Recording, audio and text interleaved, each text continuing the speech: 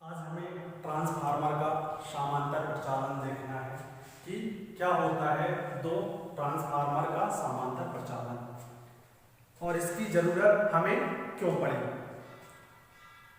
जब कोई ट्रांसफार्मर पहले से रनिंग कंडीशन में कार्य कर रहा है और उस पर हमें अतिरिक्त लोड डालना है या उससे हमें क्या करना है, अतिरिक्त लोड को चलाना है, तो उस कंडीशन में हम क्या करते हैं, एक और सेम क्षमता और सेम रेटिंग वाला ट्रांसफार्मर उसके समांतर में प्रचालित कर देते हैं, जिससे दोनों ट्रांसफार्मर आधा आधा लोड वहन कर लेते हैं और हमें उच्च दक्षता वहां पर क्या होती है, प्राप्त होती है और इससे हमें एक सुदृढ़ वोल्टता प्रणाली प्राप्त होती है।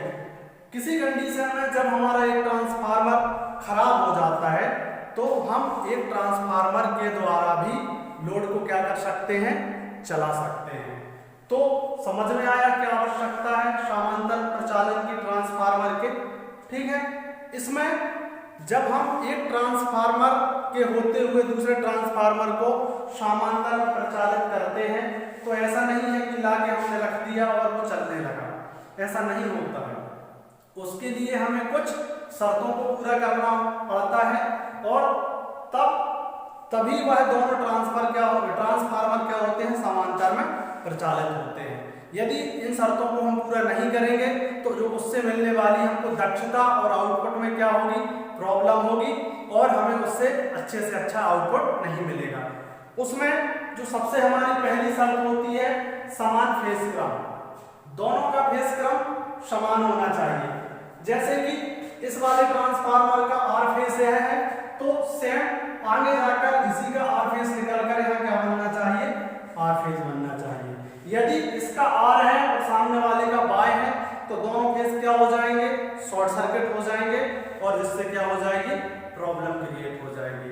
उसके बाद जो दूसरा बिंदु है, हमारा दूसरा बिंदु है वह है समान वोल्टेज अनुपात। यदि दोनों ट्रांसफार्मर का आउटपुट सेकेंडरी वोल्टेज समान नहीं होगा तो उनमें स्थानीय विद्युत धारा दोष उत्पन्न हो जाएगा, जिससे ट्रांसफार्मर की क्षति आई स्क्वायर आर का मान क्या हो जाएगा, बढ़ जाएगा। ठीक, तीसरा हमारा जो बिंदु है वह है समान ध्रुवता। दोनों ट्रांसफार्मर की यदि ध्रुवता समान नहीं होगी तो जो उनकी प्राइमरी और सेकेंडरी वाइंडिंग रहेंगी उनमें जो विद्युत वाहक बल उत्पन्न होता है वह विपरीत स्वभाव वाला बन जाएगा। एक क्लॉकवाइज काम करेगा तो दूसरा एंटी क्लॉकवाइज, जिससे क्या प्रॉब्लम होगी कि जो हमारा आउटपुट है वह प्रभावित होगा और हमें इच्छित अपनी इच्छा के अनुसार या ट्रांसफार्मर की क्षमता के अनुसार जो आउटपुट मिलना चाहिए वह आउटपुट हमें क्या होगा, प्राप्त नहीं होगा। ठीक है, समांतर प्रचालन में अगला बिंदु है समान प्रति इकाई इंपीडेंस। दोनों ट्रांसफार्मर का इंपीडेंस समान होना चाहिए।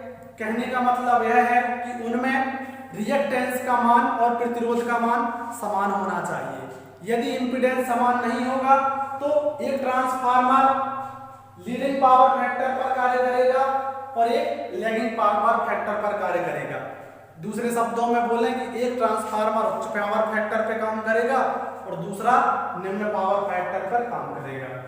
तो जब दोनों ट्रांसफार्मर चारों शर्त पूरी करते हैं तभी क्या कर सकते हैं, हम उनको समांतर में प्रचालित करके अधिक से अधिक दक्षता और अधिक से अधिक लोड डालकर भी हम उनसे अधिक से अधिक अपनी दक्षता प्राप्त कर सकते हैं। ठीक है, आया समझ में। ठीक, समांतर प्रचालन से एक क्वेश्चन आपको एग्जाम में देखने को मिलेगा। 3 शर्तें आपको बिल्कुल जैसे कि तैसे दी रहेंगी, एक शर्त को बदल देते हैं, तो इसलिए इससे ध्यान रखना बहुत। एक पेपरों में यह क्वेश्चन आपको देखने को